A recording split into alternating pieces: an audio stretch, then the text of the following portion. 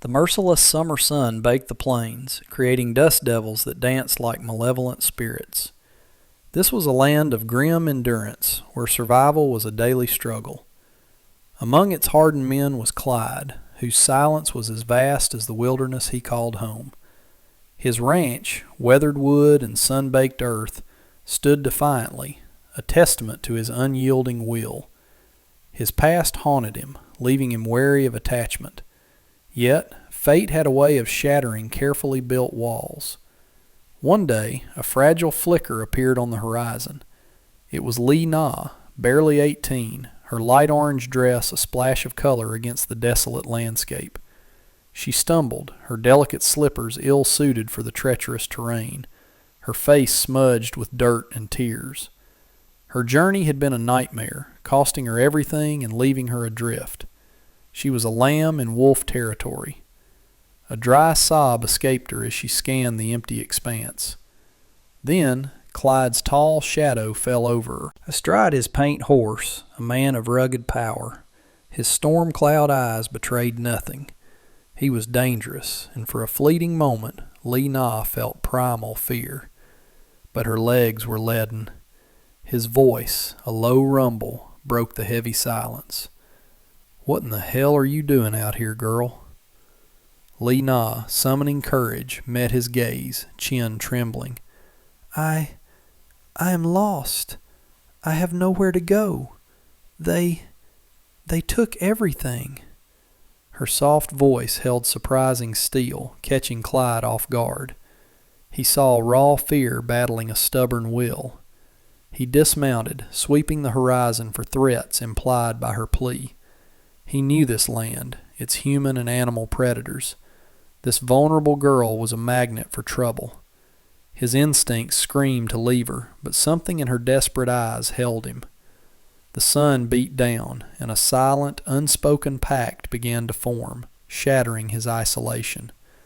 The air, thick with sun-baked earth, pressed down with unspoken dread. Clyde's gaze missed nothing. Her torn dress, faint bruises, the bundle clutched to her chest. He saw a victim, a survivor. His mind, usually a fortress against sentiment, conjured images of bandits. A low growl rumbled in his chest, a protective instinct stirring. "Who took what, girl?" he asked, his voice gruff, hinting at retribution. Lee Na flinched but met his gaze. "Bandits. They came to our wagon. My uncle. He tried to fight. They took the gold.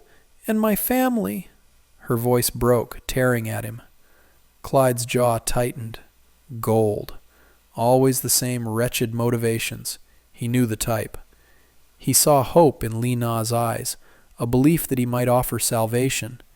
He was aware of the peril he was stepping into, drawing trouble to his sanctuary. But leaving her was a choice his conscience wouldn't allow. The wilderness had its own code. "Get on," he commanded, gesturing to his horse. Lee Na hesitated. You will help me?" she whispered. "I ain't leaving you to the coyotes," he replied, clipped words carrying weighty finality. He offered his large calloused hand. Lee Na, with a leap of desperate faith, took it. He pulled her onto the saddle, settling her in front of him. The faint scent of wild roses, fear, and dust was a jarring intrusion. He felt her trembling. He held the reins, sweeping the horizon for predators. The sun began its descent. He felt the unfamiliar weight of responsibility. He was a lone wolf, now protecting a lamb. The thought ignited a dormant spark of purpose. The journey to his ranch would be perilous, but he now had a reason beyond mere survival. The journey was a silent torment under the blistering sun. Lee Na clung to him, jostled by the horse, exhausted. Fear kept her from rest. She stole glances at his stark profile, his constant vigilance. He was elemental, dangerous, yet she sensed a quiet, steadfast strength. His silence was simply part of him. The hours blurred, marked only by shifting light and terrain. Finally, as the last rays of sun painted the sky, a cluster of buildings emerged. Clyde's ranch. Humble but sturdy, it was a sanctuary in the encroaching darkness to Lee Na's weary eyes. He dismounted, then carefully settled her on the ground. Her stiff legs nearly buckled. Their eyes met in the deepening gloom, a fleeting connection of unspoken vulnerability. He led her into the cabin, dominated by a stone hearth and a rough table. The air, cool with wood smoke and leather, was comforting. He gestured to a cot. "You can rest there. I'll get you some water." His sparse words implied care. As he turned for water, Lena sank onto the cot. She watched his deliberate, efficient movements. He poured water into a tin cup. Her fingers brushed his as she took it, a jolt of unexpected warmth. She drank deeply. "Thank you," she whispered, thick with emotion. He merely nodded. Lena felt a fragile shift, an easing of tension. In the cabin's safety, a seed of mutual reliance was sown. A fragile truce with terror, a promise of new hope or danger. He was a silent sentinel, she a fragile flame, unknowingly igniting an ember in his solitary heart. The following days were a blend of quiet routine and pervasive tension. Lena, despite inexperience, proved resilient. She learned chores, her small hands adapting to meals or mending. Clyde observed her quiet grace, unwavering focus, and startling inner strength.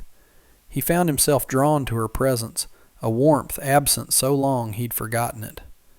His gruffness softened into subtle consideration, ensuring her water, teaching her safe paths, his gaze lingering when she wasn't looking. He remained a man of few words, but his words now carried protective concern. Lena began to see beyond the formidable rancher. She saw exhaustion in his eyes, tension in his shoulders, a burden carried too long. She witnessed his quiet strength, his deep loyalty to his land. Brief moments their eyes met, and the air thickened with unspoken understanding, a growing affection. She understood his solitude, sensed old wounds, and a fierce, protective tenderness bloomed in her heart. She wanted to ease his burdens, to bring light to his shadowed existence. The peace was fragile. The bandits were a looming threat. One sweltering afternoon from a rocky outcrop, Clyde spotted them again, 3 riders circling his property like vultures. His jaw hardened. They were here with intent. He strode into the cabin, grabbing his rifle. Lena looked up, sensing his coiled tension. Her eyes, filled with fear, met his, but also held a defiant spark. "What is it?" she asked. He looked at her, seeing her resilience, and a desperate plan formed, a perilous masquerade to bind them closer. The oppressive heat in the cabin intensified with Clyde's words. He stood before Lena, gaze unwavering. The outside threat was palpable. Lena waited, heart thrumming. His voice, low, resonated with a desperate plea. "They'll be back," he stated. "Those bastards, they saw you. They'll come looking, and not just for gold now. They'll want to finish what they started, or worse." Lena swallowed hard, terror gripping her. She knew the gruesome fate for an unprotected woman. Clyde pushed on, grim and pragmatic. "My ranch, it's known. A solitary man, no family, easy pickings. If they think I'm alone, they'll ride in, take what they want. But if they think I'm not alone..." He paused, searching her eyes for understanding, for courage. Lena's mind raced. The dangers were clear, the stakes high. She was a vulnerability, but also a potential shield. What do you mean?" she asked, voice barely audible. Clyde straightened, jaw set. "They respect property. They respect a family, or the illusion of one." His usually guarded eyes held a flicker of vulnerability, a plea. "I need you to pretend to be my wife, Lena." The words hung heavy. Wife. It implied intimacy, things out of place in their charade. Yet she understood the brutal logic. A shield, a disguise, a desperate bid for survival. Her frantic heart slowed, a strange calm settling. She looked at his grim determination. She saw a man trying to save them both. A tiny, almost imperceptible smile touched her lips, a flash of defiant spirit. "Your wife?" she repeated, the word foreign, yet compelling. "You mean, pretend to share your loneliness?" Her subtle wit was a startling splash of color. Clyde's lips twitched, a fleeting, almost smile. "Something like that," he rumbled, with a new undertone. The deception was a necessary lie, but in that shared deceit, a fragile, unspoken truth began to form. They would be bound by a desperate pretense, a masquerade forged in danger, whose profound changes neither could foresee. A silent pact, heavy with peril and strange intimacy. The unspoken agreement settled like dust. Lena's shock gave way to pragmatic understanding and purpose. She looked at Clyde, her fate linked with his. The word wife carried unexpected weight, a terrifying yet alluring glimpse of a future. She understood the facade, a united front, but also the deeper truth. This pretense was a dangerous game. She was an 18-year-old Chinese virgin, he a solitary man. This arrangement would strip away their defenses, exposing raw truths. Clyde felt a strange lightness mingled with dread. The painful decision brought clarity. Protecting Lena was now a mission, requiring him to lower his guard, to allow another soul into his heart. He watched her strength, a flicker of admiration sparking within him. She wasn't just agreeing out of fear. Defiance and acceptance shone in her eyes. This deception would be difficult, dangerous, emotionally taxing. To convince hardened bandits they needed to act the part, blurring lines. The thought of this intimacy, even feigned, sent a jolt through him, a sensation he hadn't allowed in too long. The summer sun dipped, casting long, distorted shadows. The cabin air grew cooler, but tension remained palpable. They spent the evening in quiet, almost domestic silence, contemplating the task. Lena observed Clyde with new eyes, mentally cataloging his habits, preparing for a stage play where their lives were at stake. A growing warmth in her chest, beyond gratitude, hinted at a deeper connection. He, in turn, found his gaze drawn to her, to the delicate curve of her jaw, a silent acknowledgment of the beautiful life she represented. A distant coyote howl pierced the night, echoing the wildness of the land. It reminded them of lurking predators. Clyde rose, purposeful, securing the cabin, checking his rifle, bolting the door. Lena watched, a wave of fierce loyalty washing over her. She would stand by him, play this part with every fiber, not just for herself, but for him. Her unspoken love, a secret, settled over her. He was unaware that this pretense was already a profound reality in her heart. As darkness deepened, the two unlikely allies faced the storm, bound by a desperate lie holding the potential to reveal their truest selves. Dawn would bring the cruel test of their resolve. The sun, a relentless eye, beat down, intensifying the tension. The three riders Clyde had spotted were no longer distant specks. Their silhouettes were stark against the horizon, deliberately approaching. Each hoofbeat echoed Lena's frantic heart as she stood beside Clyde in the doorway. The decision to present as husband and wife now felt impossibly real. Clyde's gaze fixed on the figures, a dangerous glint in his eyes. His hand instinctively went to the rifle. He turned to Lena, his voice low, gravelly. "Remember what we talked about. Act like you belong here, like this is our home." His emphasis resonated deeply, stirring fear and defiant thrill. She nodded, chin lifted, meeting his gaze with unyielding resolve. Her orange dress, once fragile, now seemed audacious. She felt adrenaline, a warrior's resolve. This was about protecting their sanctuary and the man who offered refuge. The silence stretched. Lena took a deep breath, preparing for the most perilous role of her life. The wilderness had sculpted Clyde into a shield, Now it demanded Li Na become an equally unyielding wall of courage. She would not falter. The three rough-hewn riders reined in their horses. Their leader, Rourke, dismounted, hand on his pistol. "Well now," he drawled, eyes cold, lingering on Li Na.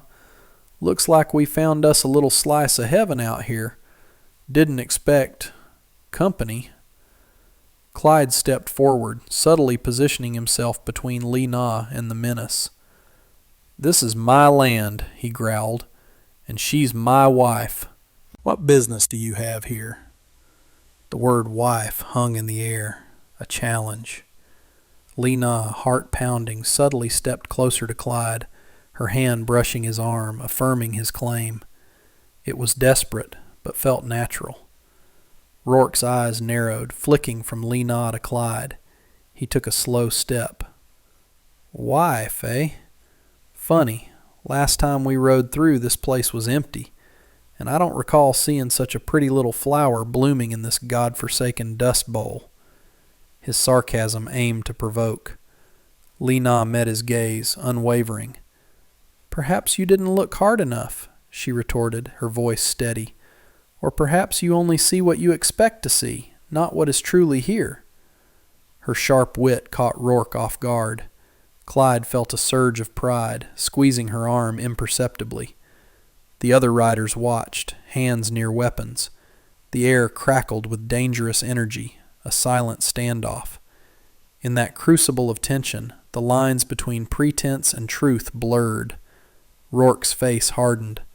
"A feisty one, ain't you? But pretty words won't change what we know.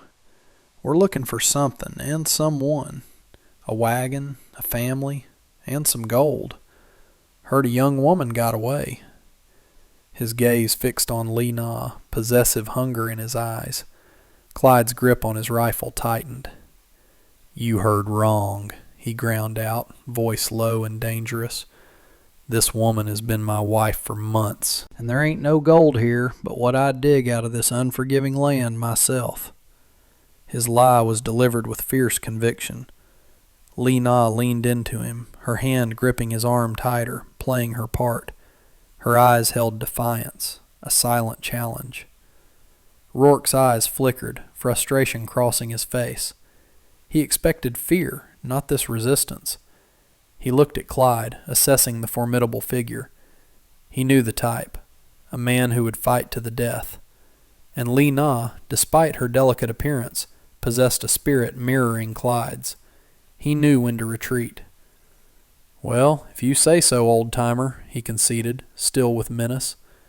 "But if we find out you're lying, if we find out you've got something of ours—" He let the threat hang. Clyde stared back, unwavering.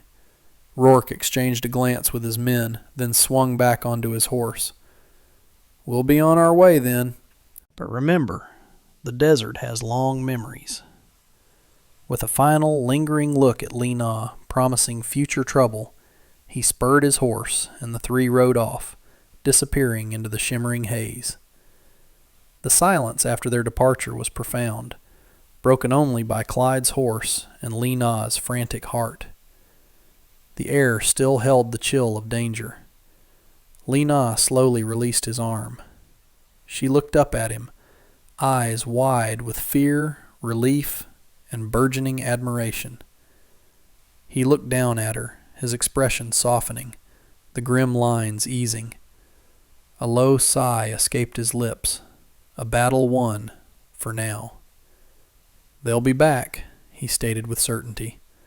"They're not the kind to let go easily." Li Na nodded, knowing it too. This was a reprieve, not the end.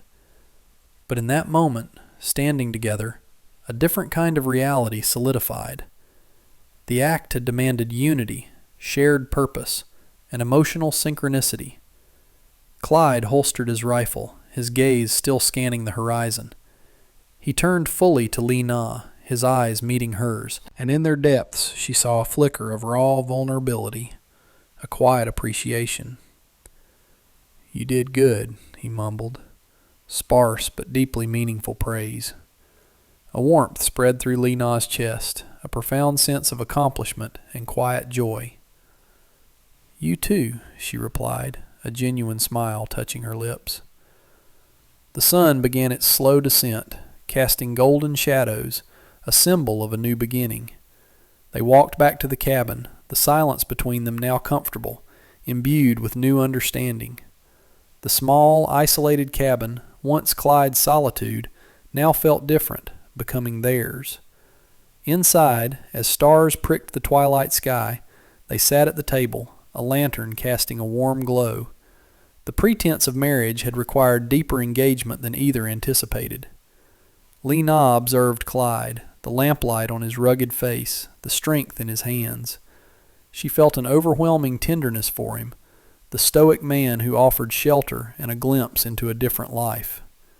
He, in turn, found his gaze drawn to her, to her quiet resilience. He had always been alone, but her presence unearthed a longing he hadn't known, a desire for connection. The memory of her hand on his arm, her lean into him, played repeatedly in his mind. It was more than an act. It was a bond forged in danger. The pretend aspect was giving way to a nascent reality, a quiet, unspoken truth blossoming. The air hummed with a different tension, not of fear, but of emotional awakening. The following days wove quiet domesticity with constant danger. Clyde and Lena settled into a rhythm of shared tasks and silences, deepening their connection. She learned to load his rifle, her role one of support and vigilance. He unconsciously altered his routines, including her in his thoughts, her presence a profound anchor. He'd catch himself watching her, the light in her dark hair, her determination. Each shared meal, each glance, chipped away at his walls. The pretense was transforming into profound, silent affection. Lena's heart became tangled with his. She saw past his exterior to the scarred man beneath, capable of fierce loyalty. Her love for him, a quiet, insistent flame, burned brighter daily, a secret she cherished. She understood his guarded nature was a shield against past pain, and longed to offer him solace. The peace was short-lived.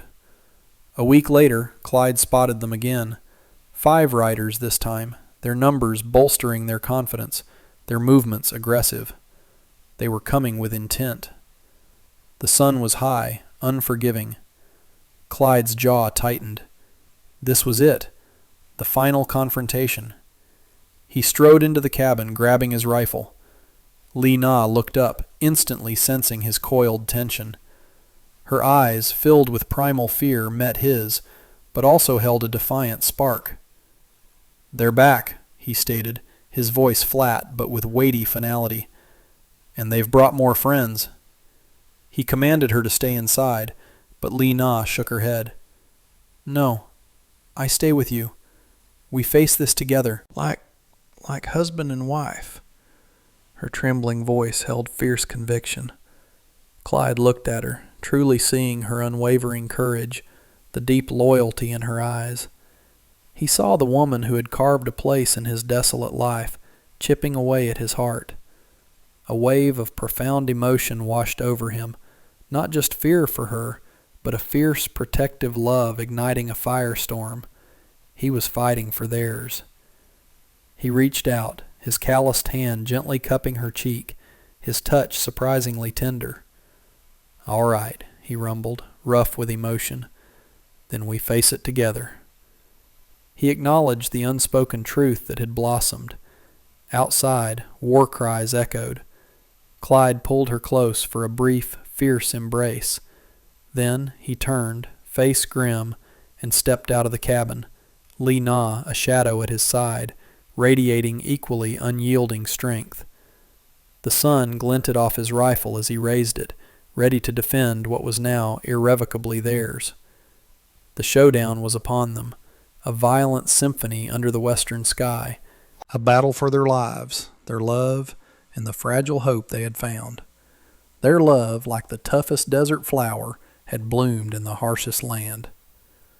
The clash was swift and brutal, a ballet of dust, gunfire, and desperate courage. Clyde, a force of nature, moved with calculated ferocity, his rifle a deadly extension of his will. He was a whirlwind of controlled violence, eyes narrowed, driven by a primal urge to protect. Lena, though unarmed, was no less a warrior.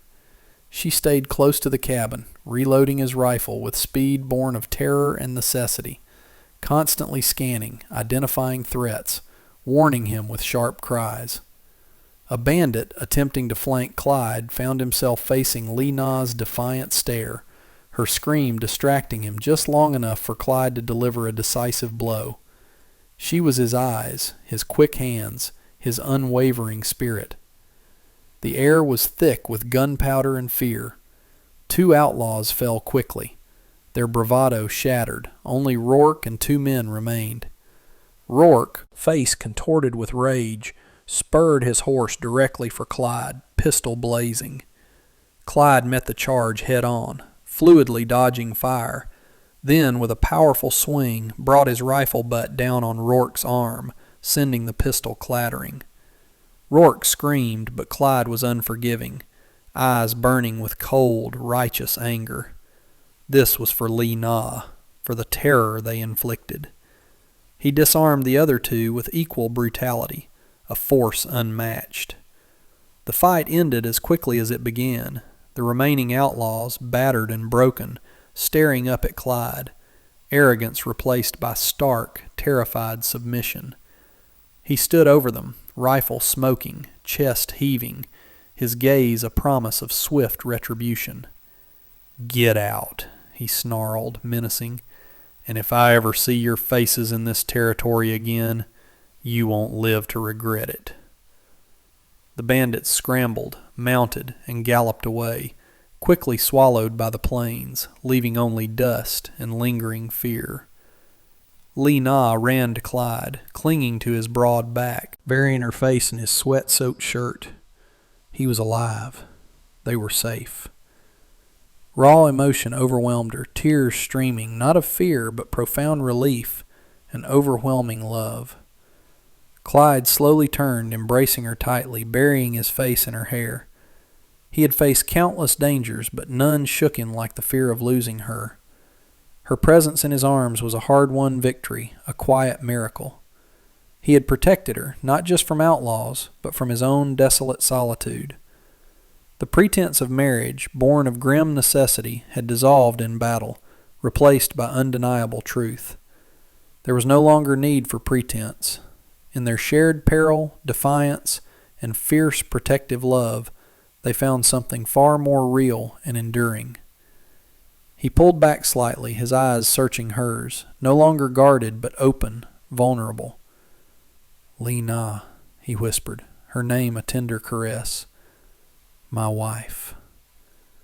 The words, spoken not in desperation but in profound, hard-won truth, resonated deep within Lena's soul. A radiant smile, tears still glistening, spread across her face. "Yes," she whispered back, voice choked. "Your wife, always." The sun nearing the western horizon cast a golden glow, a symbol of a new beginning. They stood together, 2 souls forged in the crucible of the wild, hands clasped, hearts entwined, the future uncertain, but faced together. The ranch, once a lonely outpost, now hummed with a different life, a quiet promise of shared dreams and enduring love. They had faced darkness and emerged stronger, their bond a beacon in the vast, untamed wilderness. A story born of dust and desperation, forged in fire and fear, culminating in a love that defied all odds. They found each other where fate intended, a testament to the resilient human heart.